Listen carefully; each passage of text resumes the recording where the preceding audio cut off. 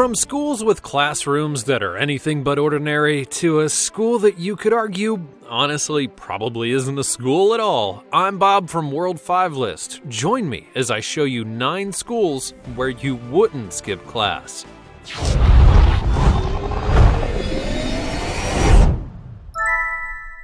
Number 9. Telephonplan School. Located in Stockholm, Sweden, this is a very interesting school to kick off my list. But why? Well, because here, there's not actually any school, and there are no classrooms. But how is it a school, you may ask? Well, that's because students do enroll, they're just put into groups instead of classes, and are taught on a more personal level. The goal is actually rather simple, though.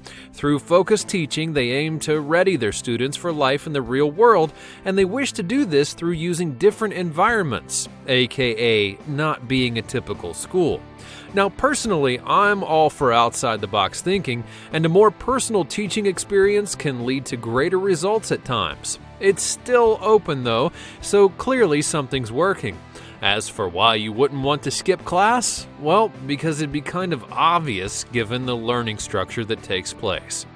Number 8. Makoko Floating School. Yeah, you read that right. There's a school that is literally floating on the water, and you can find it in a place where a lot of buildings are actually this way. It's in Nigeria, and just from an engineering standpoint, the place is cool. Made completely of wood, which makes sense given the floating on water bit, but even more than that, the school can partially sustain itself. It's powered by the sun and can collect rainwater to be purified to drink. As for the school, it's 2 stories of classrooms as well as a playground for the children to enjoy. The view itself isn't all that bad either, which is definitely one of the highlights. Just the uniqueness of the place makes it somewhere that you wouldn't want to skip out on. Sure, you're still going to have to do your schoolwork, but at least it's different from every other school out there, right? Number 7. Fuji Yochin. Personally, I love Japan. It's a country that never ceases to amaze me when it comes to the advances that they make, as well as the unique visions that they have. And that goes to their preschools as well, because this place is something to truly behold. Now, if you thought a floating school was cool, this place has been constructed to be a full-on jungle gym. The place wraps around trees and is also a massive play area for the kids. It's a truly special place, and the teachers there use the grounds and the buildings to their full effect, letting the children go wild at times, and not just to explore, but also to play games and create new ones. Since these are preschoolers, I think it's kind of hard to expect them to skip class, but it's not hard to imagine why they would if they could. Something tells me, though, that they do enough of that as it is. And now for number 6. But first, if you're new here, make sure you're subscribed and you turn on your notifications, because I want to bring you more awesome videos like this one in the future. Number 6. Macquarie University. Now we go down under to Australia, a great place of beauty and a place that features people that know how to use the land to its fullest in a lot of ways, which also applies to their colleges. At Macquarie University, they've literally made the place interchangeable. The desks are folding screens that can be put anywhere, and the school itself is painted in such a way that it's meant to encourage creativity and growth. It's also designed to be a social and collaborative school, one where mingling with classmates is taken to a whole new level. Plus, you're also in Australia.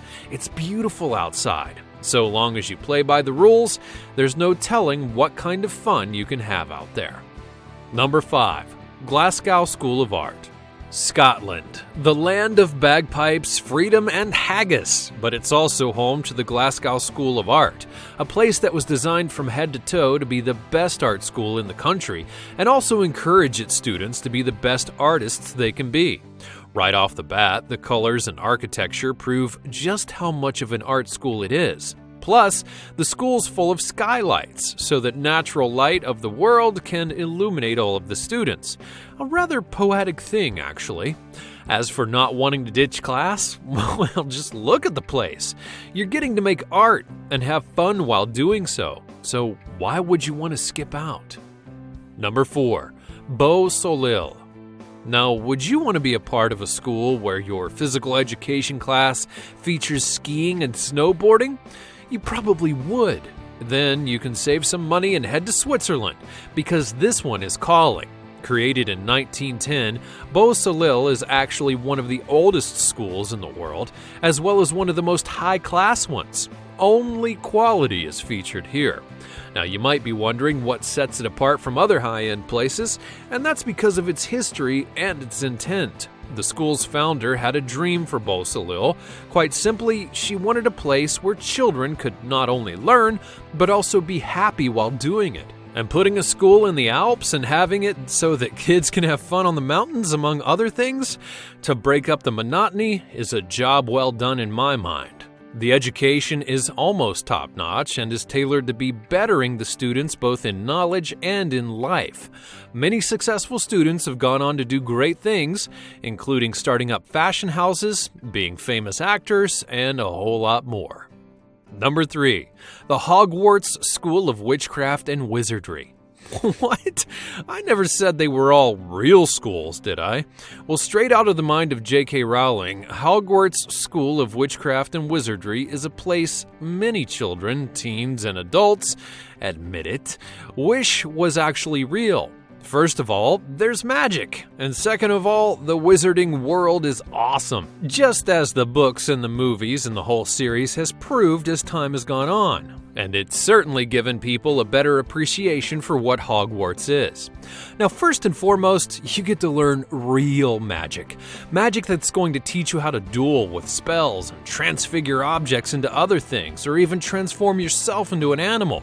You can be a master of potions and learn how to make all sorts of concoctions. If you're a sports person, well, just grab a broom and go play some Quidditch. The classes at Hogwarts vary over the years, and you'll actually get to choose in later years where you want to go. As if that wasn't enough, by year 5 you take exams called OWLs, which stands for Ordinary Wizarding Levels, and are actually guided into your preferred career by your teachers. So you're not only learning, you're also getting help growing into adulthood. Not to mention, you also live in a castle and have feasts every day and get to do all kinds of other cool stuff.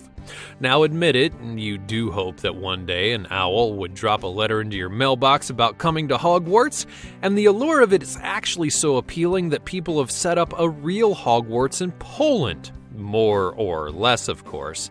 It's a 4-day thing, but, you know, one can dream. Universal Studios has also put Hogwarts in their amusement park, so you can temporarily feel like you were really there. Number 2. Xavier's Institute for Gifted Youngsters. And if you thought I was done with fictional schools, you're out of your mind, because when it comes to comic book schools, the Xavier Institute for Gifted Youngsters is the best known of the bunch. Sorry, I mean, the school is real, but it's basically a front in order to train up mutants for the greater good. And that's the trick. If you're at this school, you're a mutant, which means that you have powers and abilities that you'll definitely want to get under control and learn how to further. I've always admired the character of Charles Xavier.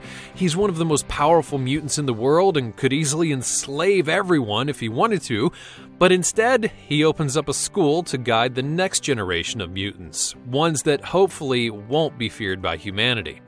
As for the school itself, you reside in a massive mansion, one that fits hundreds of mutants. Your teachers are all mutants, your classmates are mutants, the people you date are mutants, and so much more. And that matters, because it's one of the rare situations where you can't say, "no one understands me," because everyone in the school does. Not to mention, if you go to class, show your skills, and prove the intent of your heart, you'll eventually become part of the X-Men, one of the greatest superhero teams in the world. And who really wouldn't want to be part of that? I mean, I certainly would. Standing next to Wolverine, are you kidding me? Number 1. ROSEY Boarding School. After all the schools I've listed here, you may wonder what it takes to be on top of the list, especially since a comic book school didn't make it. Well, quite simply, a school that's arguably more resort than school. Allow me to introduce you to ROSEY.